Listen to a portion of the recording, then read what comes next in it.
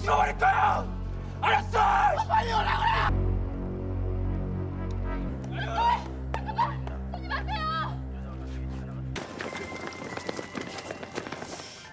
Imagine meeting your ideal type on a train, only for her to vomit on a stranger, call you honey, and pass out, leaving you to pay the price.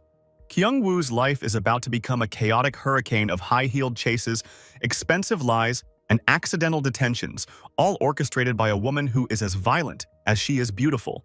But beneath her sassy exterior and threats lies a devastating secret. Is this a toxic nightmare or the ultimate act of destiny? From the viral rules of dating her to the heartbreaking mystery of the lone tree, get ready for the legendary rom-com that proves some souls are destined to meet, even if they have to travel through time and a few trips to cells to do it. Because what starts as chaos slowly becomes one of the most heartbreaking love stories ever told, where timing matters more than passion and fate refuses to let go. The film begins with Kyung-woo standing alone on a hill beneath a lone tree. He reflects on a promise made 2 years earlier. He and a young girl buried a time capsule beneath the tree, agreeing to return on the same day, exactly 2 years later. As he stands there, Kyung-woo takes a photo of the spot. His aunt calls, and he casually tells her he will see her soon. The story then shifts back in time to his college days.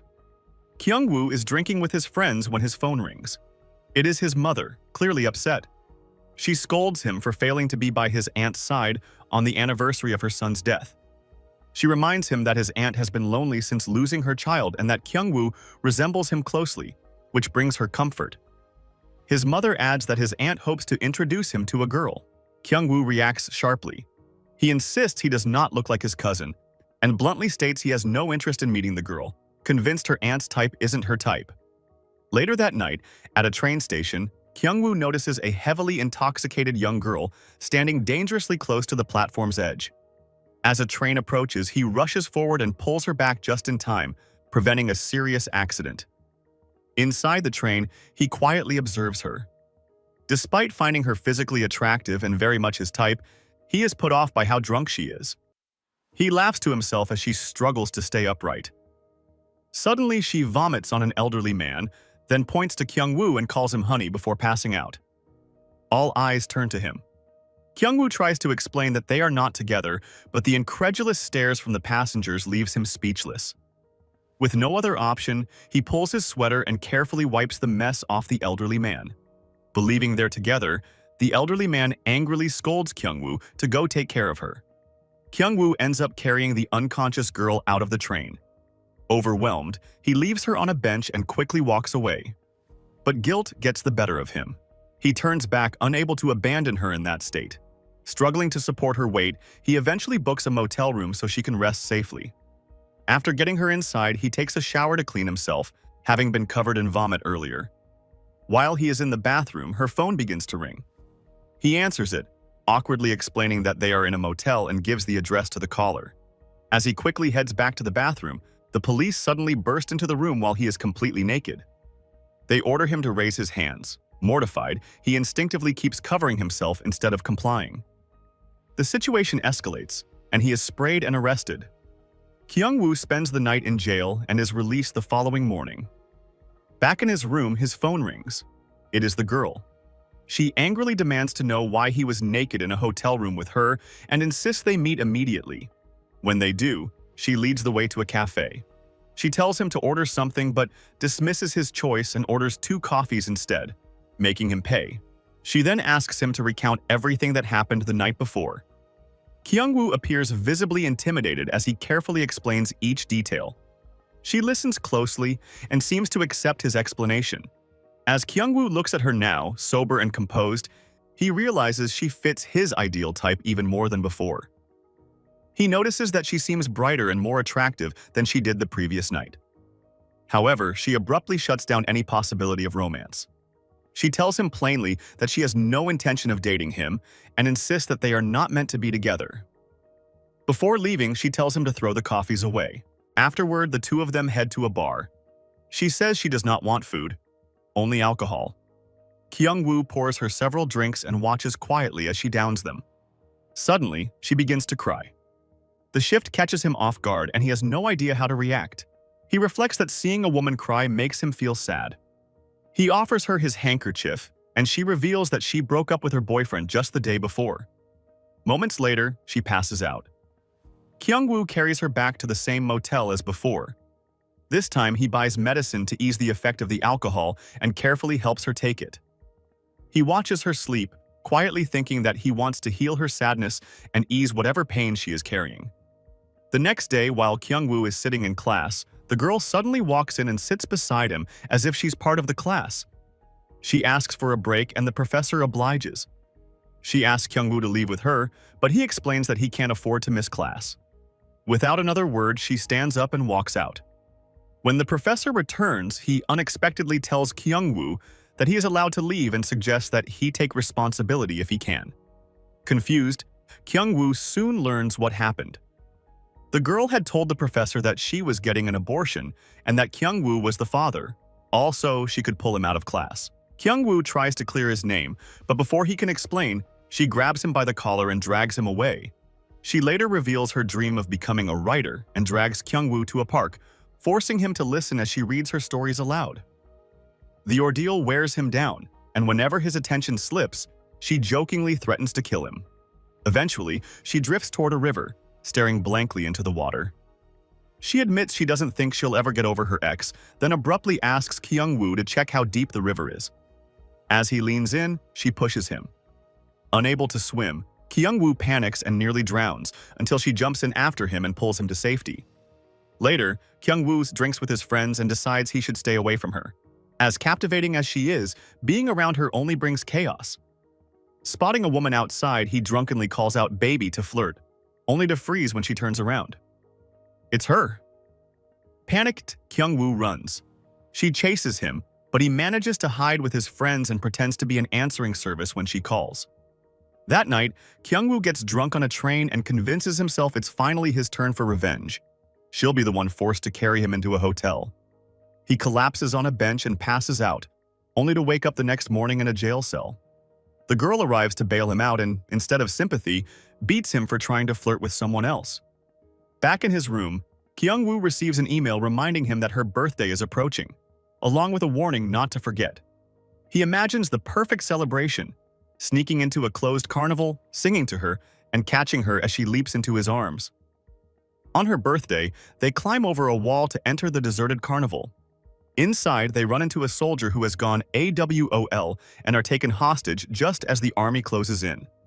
When the soldier demands to know their relationship, Kyung-woo nervously says they're just friends.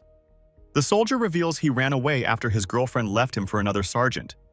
Kyung-woo begs him to release the girl and offers himself in her place. The soldier agrees. Kyung-woo attempts to escape but is quickly surrounded by gunfire. At the last moment, the girl steps forward. She tells Kyung-woo he needs to learn how to love again, that pain doesn't last forever. Her words carry feelings she hasn't fully admitted. Moved, the soldier releases Kyung-woo, who runs straight into her arms. The moment shatters when she slaps him for calling them just friends and walks away. Kyung-woo thinks the birthday was a complete failure, yet somehow he still feels good. Despite everything, he's proud to be with her. Days later, they meet at a restaurant. She eagerly asks if he missed her, and Kyung-woo admits that he did. He realizes he likes her most when she forces herself to sound cheerful. He orders a Coke, and she immediately threatens to kill him, ordering 2 coffees instead. Kyung-woo laughs, recognizing her patterns now. She hands him another script. He tries to delay, but one look from her is enough to make him start reading.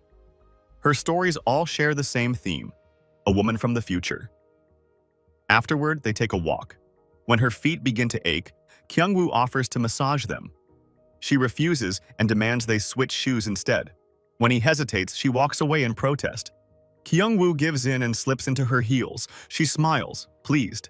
She runs ahead, daring him to catch her. Rain begins to fall as they near her house, forcing them to take shelter beneath a tree.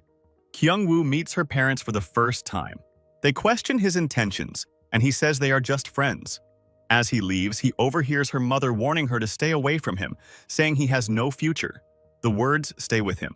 Later, while Kyung-woo is in class, she calls to remind him that their 100th day is approaching. She tells him to bring his high school uniform and a rose to her class. He hates the idea but knows better than to refuse. That day, Kyung-woo enters her classroom and finds her playing the piano. Gathering his courage, he walks toward her and hands her the rose. For the first time, the feelings between them feel undeniably mutual. They change into their old-school uniforms and relive their youth, drinking, laughing, and losing themselves in nostalgia. That night, they go dancing at a club. From then on, the club hosts a uniform-themed night every month. As usual, she gets drunk. This time, Kyung-woo gently puts her in a taxi and takes her home. Before he leaves, her father warns him to stay away from her. After that, she suddenly stops calling. Kyung-woo convinces himself he is finally free and returns to dating. While out with someone new, she calls unexpectedly, saying she's on a blind date and wants him at the cafe. Kyung-woo excuses himself to the restroom, only to realize his own date may actually be a man. He leaves immediately. At the cafe, the girl is unusually calm, even letting him order a Coke. Her blind date notices how close they seem. She excuses herself to use the restroom. Kyung-woo follows and pulls her aside. Speaking calmly and without fear, he tells her that while he can accept her as she is, others may not. He urges her to stay in her feminine energy instead of hardening herself against the world, and warns that clinging to the past will only keep her trapped. Kyung-woo returns to the table.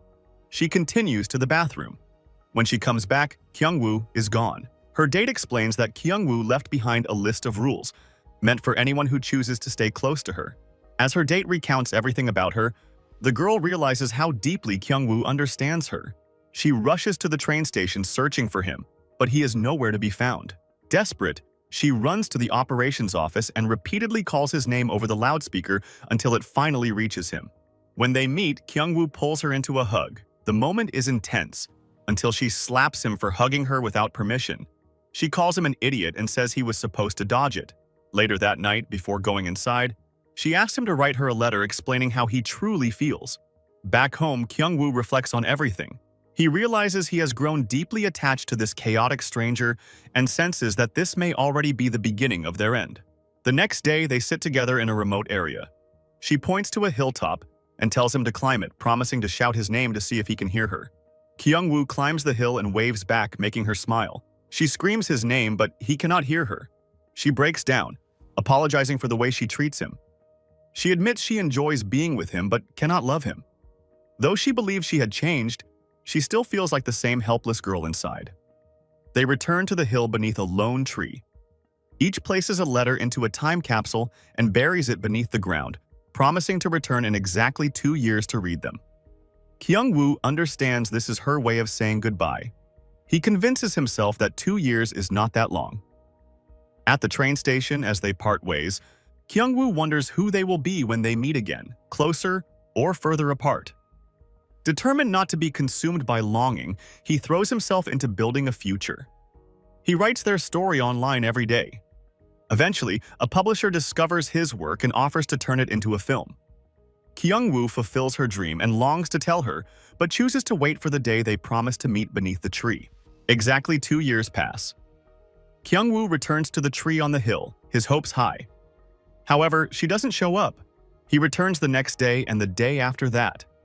Each visit ends the same way. Finally, Kyung-woo digs up the time capsule and reads her letter. Through her words, everything becomes clear. She writes that she hopes he is doing well and that the time she spent with him made her genuinely happy. She explains that the day they met was exactly 1 year after her boyfriend died. It was never a breakup. He passed away suddenly. Without realizing it, she began searching for him in Kyung-woo, even though she knew it was wrong. She reveals that she met her late boyfriend at a subway station in the same way she met Kyung-woo. She did the same things for him that Kyung-woo later did for her. Under that same tree, they once talked about their future before his life ended abruptly. Since then, she remained close to his mother, who often encouraged her to meet someone new. But she could never take that step. She admits that the more she grew fond of Kyung-woo, the heavier her guilt became. She asked for time apart because she needed to let go of her grief on her own. If she did not return after 2 years, it meant she still had not succeeded. After reading the letter, Kyung-woo continues visiting the tree, holding on to the hope that she might still appear. Time moves on. 3 years later, the girl finally returns to the hill. An elderly man sitting under the tree tells her the tree holds a secret.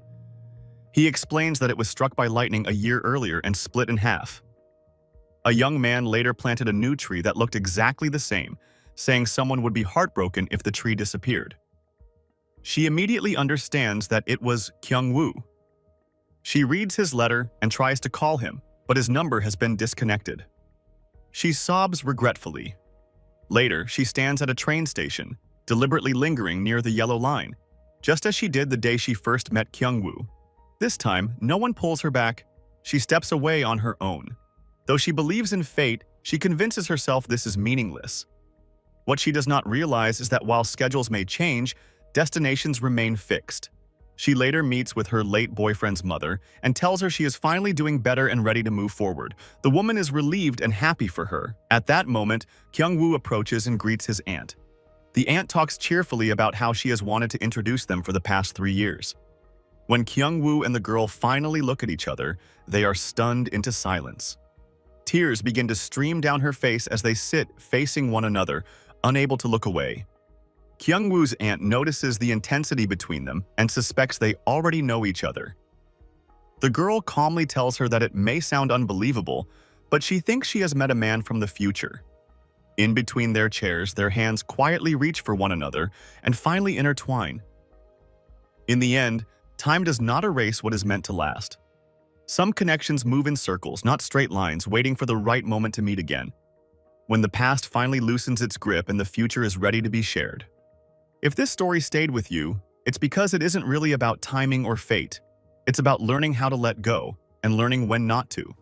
Some people don't enter our lives to stay forever.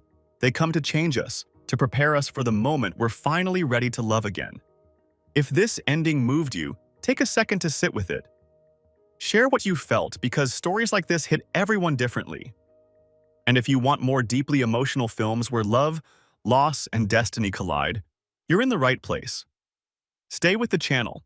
There are more unforgettable stories waiting.